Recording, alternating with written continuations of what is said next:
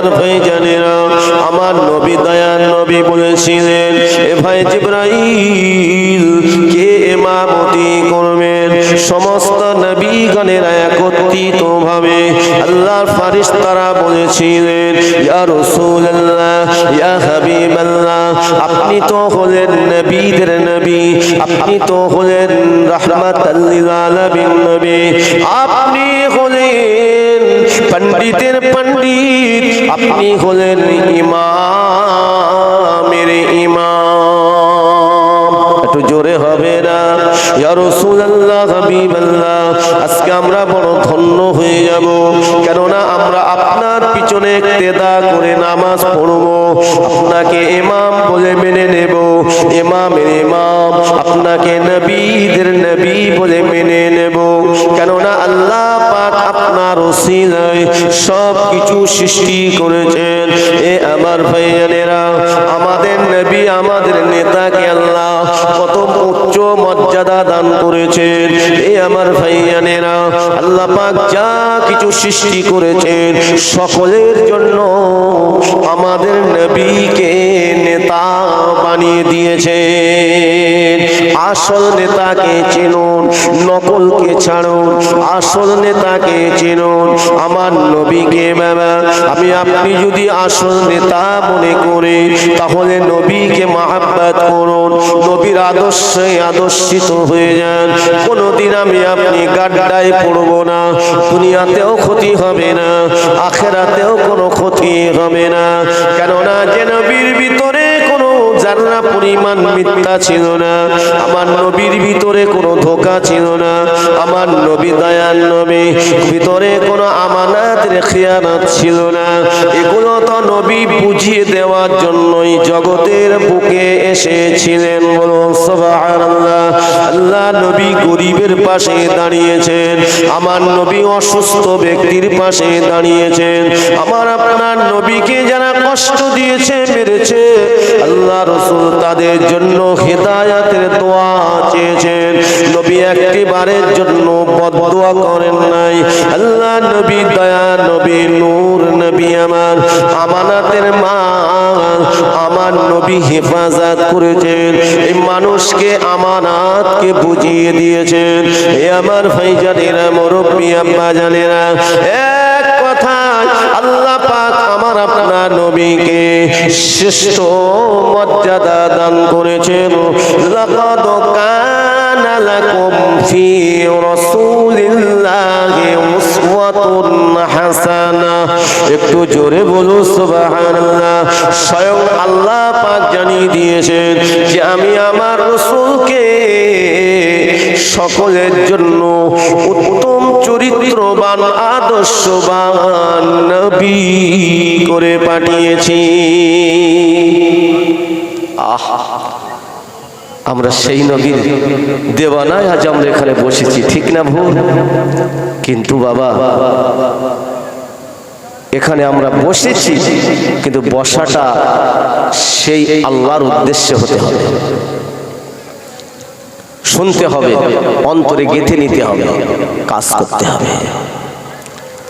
আল্লাহ নবী দয়া নবী দু জানিল মানসা নবী আমার নবী ইমামতি করলেন, নবী গানেরা রাসূলের পিছনে ইক্তেদা করলেন, আল্লাহ নবীর পিছনে ইক্তেদা করে নামাজ আদায় করলেন।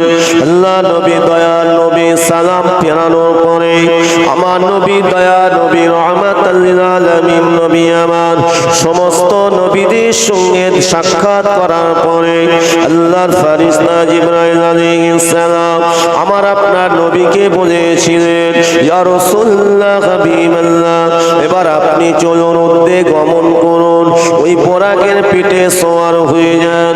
আল্লাহ নবী দয়া নবীকে আমার আল্লাহ পাক, আমার আল্লাহ তাআলা আমার নবীকে এক আসমান থেকে আরেক আসমানে নিয়ে গেলেন। আমার নবী সপ্তম আসমান সব দেখলেন। আল্লাহ পাক আমার নবীকে জান্নাত দেখালেন, জাহান্নামটাও দেখালেন। আল্লাহ নবী যখন জান্নাতের ভিতরে প্রবেশ করেছিলেন, আমার নবী দয়া নবী আমার জান্নাতের ভিতরে প্রবেশ করে নবী আমার খুশিতে বাগে বাগ হয়ে যায়। আল্লাহ পাকের দরবারে বলেছে, আল্লাহ এই শান্তির জায়গায় আমার উম্মত উম্মতীদের জন্য আপনি কবুল করে নেবে। এ আমার ভাইয়ানেরা, আমার আপনার নবী দয়া নবী আমার উম্মতের কথা বলেন নাই, যেখানে গিয়েছেন আল্লাহ নবী সেখানে উম্মত উম্মতীদের জন্য দোয়া করেছেন এবং কেঁদেছেন। আজ নবী যেখানে আছেন সোনার মদিনায় আমাদের মা আয়েশা সিদ্দিকা রাদিয়াল্লাহু তাআলা আনহার ঘরে আমার নবী আছেন। যে জায়গাটা হলো, এ আমার ভাইয়ানেরা, আমার নবী দয়া নবী জানিয়ে দিয়েছেন, মা বাইনা মিম্বারি ওয়া রাউযাতিন রাউযাতুম মির রিয়াজিল জান্নাহ, মসজিদুন নববী শরীফের একটা অংশ আছে। এ আমার ভাইজানেরা, মসজিদুন নববী শরীফের ওই পুরানো মিম্বার থেকে নিয়ে রাসূলুল্লাহর রওজা পর্যন্ত ওই জায়গাটি হলো জান্নাতের টুকরা, জান্নাতের বাগান। জোরে বলুন আল্লাহ নবী বলেছেন, আমার উম্মতেরা উম্মতিরা যদি এই রিয়াজুল জান্নাতের ভিতরে 2 রাকাত নামাজ আদায় করে আল্লাহ পাকের দরবারে যে নেক দোয়া চাইবে, ওই দোয়াটা আল্লাহ পাকের দরবারে কবুল হয়ে যাবে। আমার নবী দয়াল নবী আজ হায়াতুন নবী আমার কবরের ভিতরে উম্মত উম্মতির জন্য কাঁদতে লেগেছে। একটি সেকেন্ডের জন্য আমার নবী চুপ করে নাই। কতদিন কাঁদবেন? কিয়ামতের আগ পর্যন্ত আমার নবী কাঁদবেন। শুধুই কিয়ামত পর্যন্ত কেঁদে আমার নবী চুপ থাকবেন না। আল্লাহ রাসূল সাল্লাল্লাহু আলাইহি ওয়াসাল্লাম দয়াল নবী কিয়ামতের ময়দানে যখন উঠবেন, মাকামে মাহমুদের সামনে গিয়ে সাজদায় পড়ে আমার নবী কাঁদবেন। মাকামে মাহমুদ আল্লাহ বলবেন, নবী গো, হে আমার নবী, হে আমার রাসূল। আমার আল্লাহ আমার নবীকে কোনদিন নাম ধরে ডাকেন নাই। আল্লাহ আমার নবীকে এতটাই মহব্বত করেন। ইয়া আইয়ুহান নবী হাসবুকাল্লাহ, ইয়া আইয়ুহার রাসূল বাল্লিগ মা উনজিলা ইলাইকা মির রাব্বিক। আমার আল্লাহ আমার নবীকে ডেকেছেন, ইয়া আইয়ুহাল মুযাম্মিল কুমিল লাইলা ইল্লা কলিলান নিসফাহু ওয়া আবিনকুস মিনহু কলিলা আও জিদ আলাইহি ওয়া রাত্তিলিল কুরআনা তারতিলা। আল্লাহ আমার নবীকে ডেকেছেন, ইয়া আইয়ুহাল মুদাসসির কুম ফাআনজির ওয়া রাব্বাকা ফাকাব্বির ওয়া সিয়ামাকা ফাতাহির। একটু জোরে বলো সুবহানাল্লাহ। আল্লাহ নবী মাকামে মাহমুদের দ্বারে সাজদায় পড়ে কাঁদবেন। আল্লাহ পাক বলবেন, নবী গো, আপনার কান্না দেখলে আমি আল্লাহ থাকতে পারি না। আমি আপনাকে মাকামে মাহমুদ দান করেছি, আমি আপনাকে হাউজে কাউসার দান করেছি। নবী গো, আপনি কেন কাঁদতে লেগেছেন? আমার নবী সেদিন বলবেন, আল্লাহ আমি কাঁদছি আমার উম্মত উম্মতীদের জন্য কাঁদছি। জোরে বলুন, আরো জোরে বলুন সুবহানাল্লাহ। আল্লাহ আমি আমার উম্মত উম্মতীদের জন্য কাঁদছি। আল্লাহ বলবেন, হাবিব আপনি কাঁদবেন না। যারা আপনার উম্মত উম্মতি হয়ে কিয়ামতের ময়দানে উঠবে, আমি আল্লাহ তাদেরকে আপনার সঙ্গে তাদের দিদার করিয়ে দেব, সুপারিশ শাফাআত করিয়ে দেব। জোরে বলুন সুবহানাল্লাহ।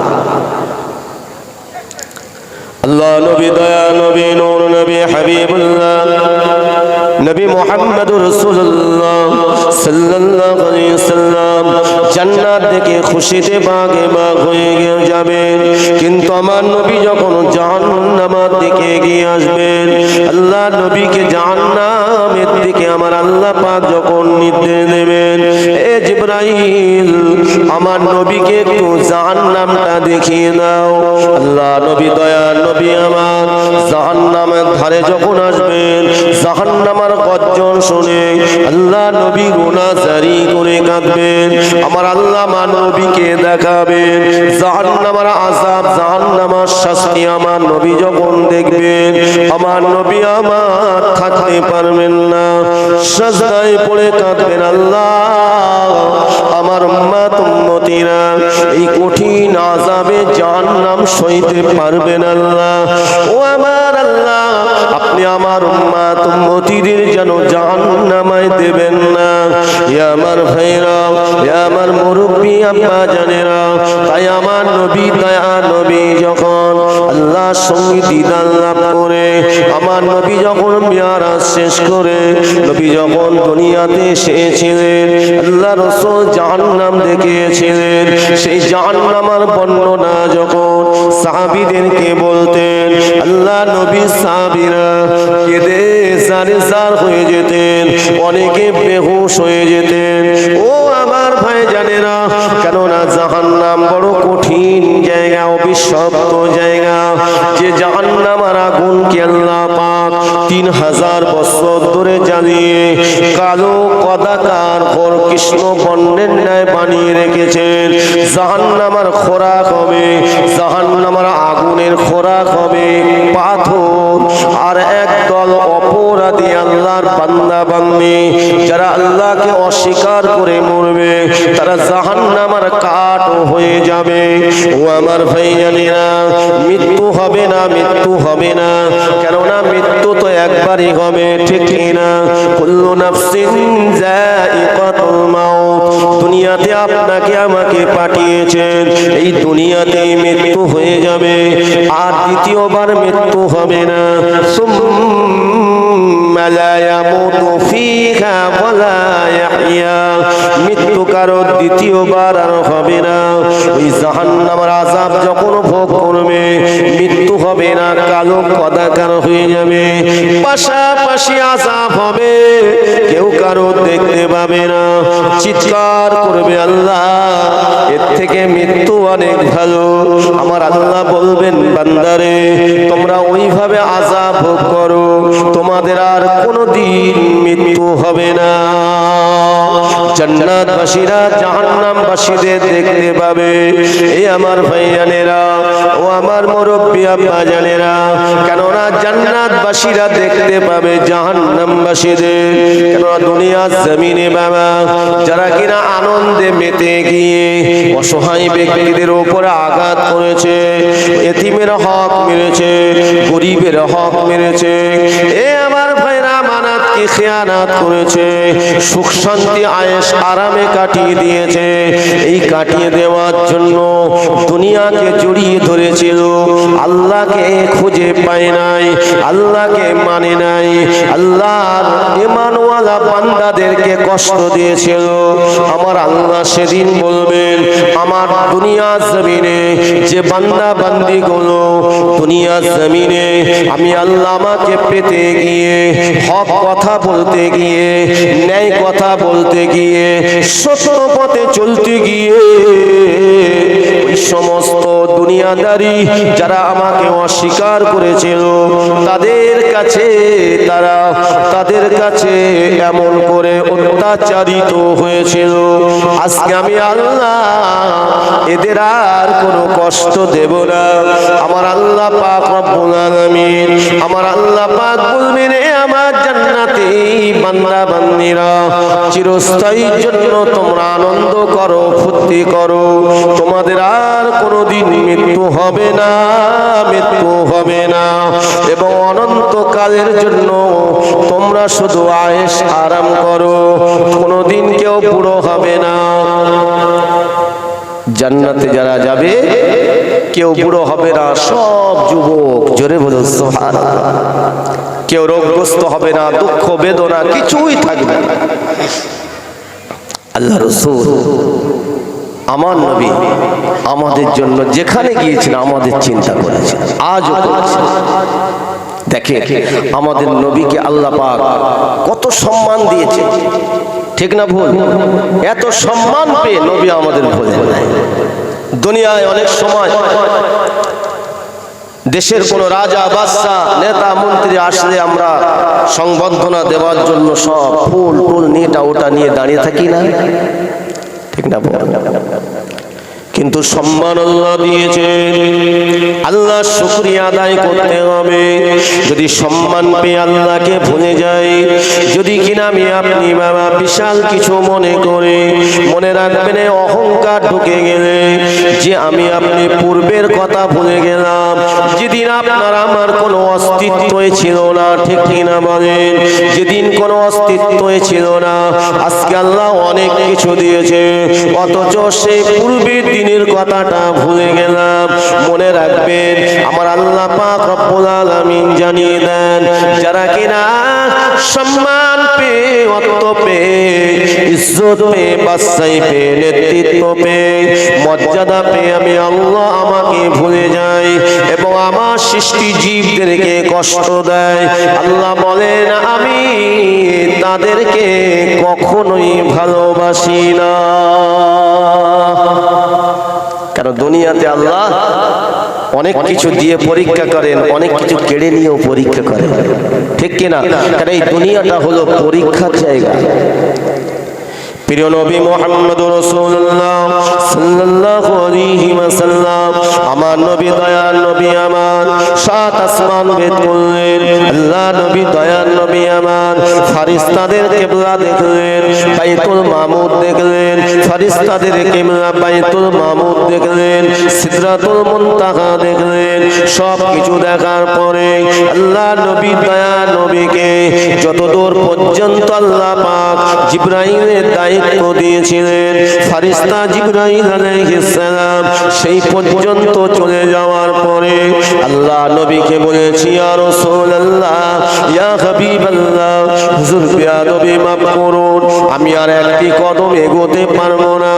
আল্লাহ নবী বলেছিলেন, কেন ভাই জিবরাইল, তুমি আমাকে এই মাঝখানে ফেলে রেখে চলে যাচ্ছ, আমি আমার আল্লাহ সিংহাসনে কিভাবে যাব?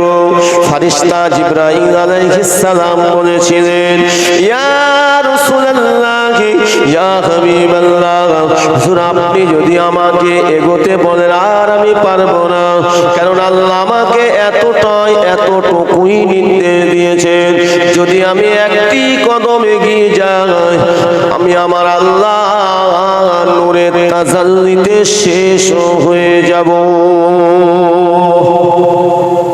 চলে বলবেন না সুবহানাল্লাহ? ফেরেশতা জিবরাইল সাল্লামকে আল্লাহ পাক কত ক্ষমতা দিয়েছেন। আল্লাহ পাক ফেরেশতা জিবরাইলকে 600 ডানা আল্লাহ দান করেছেন। জোরে বলে সুবহানাল্লাহ। তিনি যখন আসমান থেকে জমিনে নামতেন, ওহী নিয়ে আসতেন, ফেরেশতা জিবরাইল আমার নবীর কাছে যখন আসতেন, ওই দুটো ডানা 600 ডানা আল্লাহ দিয়েছিল, দুটো ডানার আঘাতে আমার আল্লাহ পাক ফেরেশতা জিবরাইলকে জমিনে নামিয়ে দিতেন। জোরে বলবেন না সুবহানাল্লাহ? আল্লাহ এত শক্তি দান করেছে, কিন্তু ফেরেশতা জিবরাইল বলছেন আমার আজ যাওয়ার ক্ষমতা নেই। কেন? এতটুকুই আল্লাহ আমাকে নির্দেশ দিয়েছেন। বলুন সুবহানাল্লাহ। এখান থেকে আপনাকে একা যেতে হবে। আপনি চিন্তা করবেন না, যে আল্লাহ আপনাকে দাওয়াত দিয়েছেন সে আল্লাহ আপনার সেই শক্তি দান করে দেবেন। আমার নবী রাহমাতাল লিল আলামিন নবী খাস সিংহাসনে আল্লাহর আরশে পাকে দরওয়াজার সামনে নবী হাজির হয়ে গেলেন। বলুন সুবহানাল্লাহ। আমাদের নেতা কোথায় গেলেন?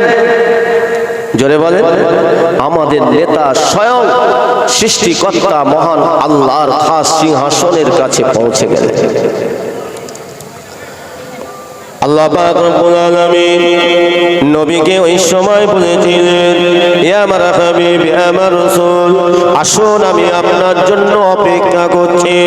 আমার নবী দয়াল নবী নূর নবী আমার ওই সময় যখন আমার আল্লাহ পাকের আরশে আজিমের ভিতরে প্রবেশ করবেন, এই আমার ভাইয়ানেরা, ওই আরশে আজিমের দরজায় লেখা রয়েছে লা ইলাহা ইল্লাল্লাহ, আল্লাহ ছাড়া কোনো মাবুদ নাই। পাশে লেখা রয়েছে মুহাম্মাদুর রাসূলুল্লাহ সাল্লাল্লাহু আলাইহি সাল্লাম, আমাদের নবী হলেন আল্লাহ পাকের প্রেরিত পয়গম্বর। যেখানে আল্লাহর নাম পাশে আমাদের নবীর নাম, ঠিক কিনা? যেখানে আল্লাহর নাম পাশে আমাদের নবীর নাম। আমি আপনি যে আল্লাহর হুকুম নামাজ আদায় করে, আল্লাহ বলেন বান্দা নামাজের মধ্যে তুমি কোরআন তেলাওয়াত করো, আমার তাসবিহ আমার জিকির নামাজের মধ্যে করো। কিন্তু আমি আল্লাহ তোমাদেরকে আরো জানিয়ে দিলাম, আমার নবীর শানে নামাজের ভিতরে দরুদ এবং সালামটাও পাঠ করো। নবীর শানে সালাম পড়ি না? التحيات لله والصلوات والطيبات، السلام عليك أيها النبي ورحمة الله وبركاته، السلام علينا وعلى عباد الله الصالحين، أشهد أن لا إله إلا الله وأشهد أن محمدا عبده ورسوله صلى الله عليه وسلم।